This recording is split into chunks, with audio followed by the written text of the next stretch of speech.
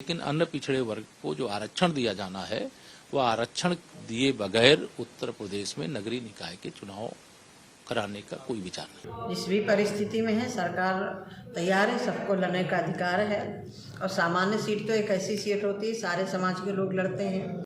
ये है भाजपा की सांसद और केंद्र सरकार में मंत्री साध्वी निरंजन ज्योति, जो नगर निकाय चुनाव पर ओबीसी के आरक्षण के रद्द होने पर कह रही हैं कि सामान्य सीट तो ऐसी सीट है जिसमें सारे समाज के लोग लड़ सकते हैं। वहीं दूसरी तरफ मुख्यमंत्री योगी आदित्यनाथ हैं, जो ट्वीट के माध्यम से साफ कर देते हैं कि नगरीय निकाय चुनाव के लिए ट्रिपल टेस्ट के आधार पर आरक्षण की सुविधा उपलब्ध कराएंगे। साथ ही साथ डिप्टी सीएम केशव प्रसाद मौर्य ने भी साफ कह दिया है कि निकाय चुनाव आरक्षण के बिना नहीं होगा। लेकिन ऐसे में भाजपा सांसद और मोदी सरकार में मंत्री साध्वी निरंजन ज्योति का बयान कहीं न कहीं भाजपा के लिए मुसीबत खड़ा कर सकता है, क्योंकि 2014 से लेकर 2017 और 2022 के चुनाव में भाजपा को ओबीसी वर्ग ने खुलकर वोट किया। वहीं दूसरी तरफ भाजपा के लिए ओबीसी वोट इतना अहम है कि प्रधानमंत्री खुद को पिछड़ा गिनाने से भी नहीं चूकते हैं। दूसरी तरफ 2017 के विधानसभा चुनाव में भी ओबीसी वोटों की गोलबंदी के लिए केशव प्रसाद मौर्य को लाया गया था और प्रदेश अध्यक्ष बनाया गया। इसके साथ ही साथ 2022 के चुनाव में केशव प्रसाद मौर्य जब चुनाव हार गए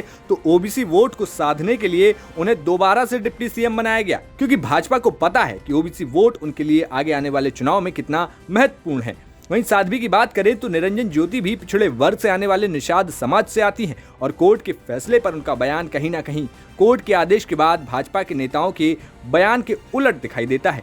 सुनिए निरंजन ज्योति ने क्या कुछ कहा। सरकार देखो पहले से तैयार थी, सरकार चुनाव के लिए तैयार थी। जिस भी परिस्थिति में है सरकार तैयार है, सबको लड़ने का अधिकार है और सामान्य सीट तो एक ऐसी सीट होती है सारे समाज के लोग लड़ते हैं। हम कोर्ट के फैसले का स्वागत करते हैं और सरकार संगठन हमारे दोनों चुनाव के लिए तैयार है। अब डिप्टी सीएम केशव प्रसाद मौर्य का वो बयान सुन लीजिए जिस पर वे आरक्षण को संपन्न कराने के लिए कोई न कोई रास्ता निकालने की बात कह रहे हैं। जो भी आदेश आया है उसका अध्ययन करके और उसके बाद के निर्णय से हम आपको अवगत कराएंगे। लेकिन अन्य पिछड़े वर्ग को जो आरक्षण दिया जाना है वह आरक्षण दिए बगैर उत्तर प्रदेश में नगरीय निकाय के चुनाव कराने का कोई विचार नहीं सर। लेकिन आपकी ही सहयोगी दल है, अपना दल, वो ये कह रही है कि अगर जरूरत पड़ी तो हम सुप्रीम कोर्ट का भी दरवाजा खटखटाएंगे ओबीसी आरक्षण को लेकर निकाय चुनाव। जो माननीय न्यायालय का आदेश प्रथम दृष्टया मैंने पूरा अध्ययन नहीं किया है, लेकिन जो मैंने देखा है उसमें सरकार के लिए ये ऑप्शन है जिसके कारण से चुनाव कराने पर रोक लगाई गई है।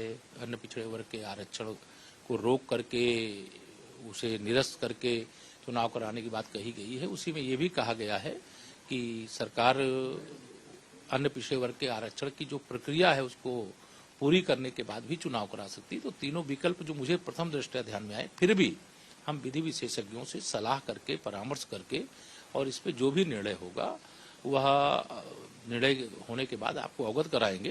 लेकिन यह बात मैं बार बार स्पष्ट कर दूं कि अन्य पिछड़ा वर्ग का जो आरक्षण बनता है उत्तर प्रदेश के अंदर उनको आरक्षण देने के बाद ही नगरीय निकाय। फिलहाल निकाय चुनाव अब कब होंगे ये साफ नहीं है, लेकिन भाजपा को ऐसे नेताओं की बयानबाजी भारी पड़ सकती है। फतेहपुर से नितेश श्रीवास्तव की रिपोर्ट, यूपी तक।